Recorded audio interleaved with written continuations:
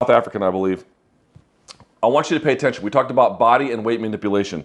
So here is Errol Spence. He's going to jab up top, by the way.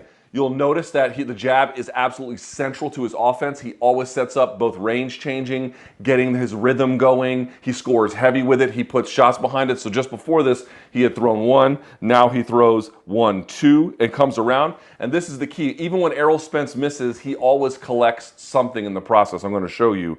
Watch him use this lead hand right here to manipulate and move around, Chris Van Eerden, just like this, moving the head to the side, bang, right underneath to the body. You'll see this constantly from him. If he misses on the left hand, he will circle over the top, weight bear on top of his opponent's neck, push them to the side, and open up that right hand, open up that right hand just like that, right there to the body. Pretty nice shot there, if I do say so myself. We continue.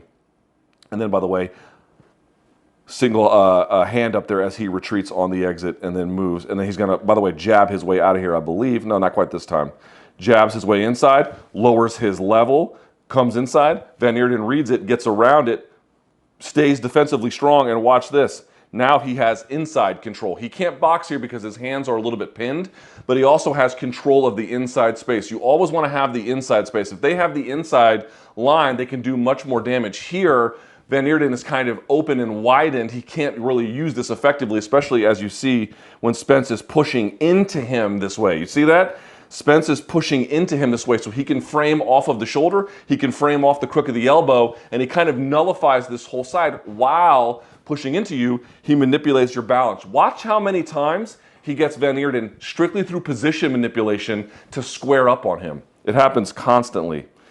And there he is on the inside. So now he's got the overhook and then the inside head position. So before he had inside frames, now he's got inside head position. And look at him manipulating the weight over.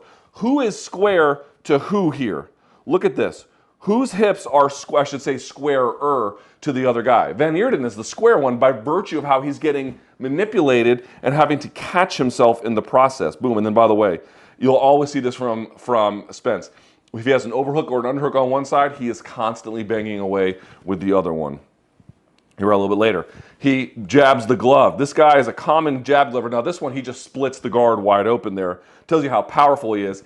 Keeps the hand up, frames him away, and then boom, comes around with a shot. Van Eerden can't even really see it coming. He thinks it's going to the body, so you see him bring his elbows together. Again, the attacks on the body set up the other shots he wants a little bit later. Boom, goes right to the head. Frames, still framing, moves around, and then watch the feet here of Spence. Watch him.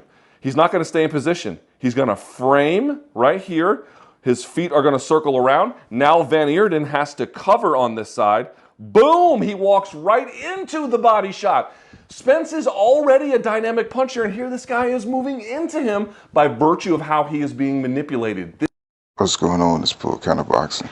Now, this was a good video to show, how Spence, manipulates through in the clinch.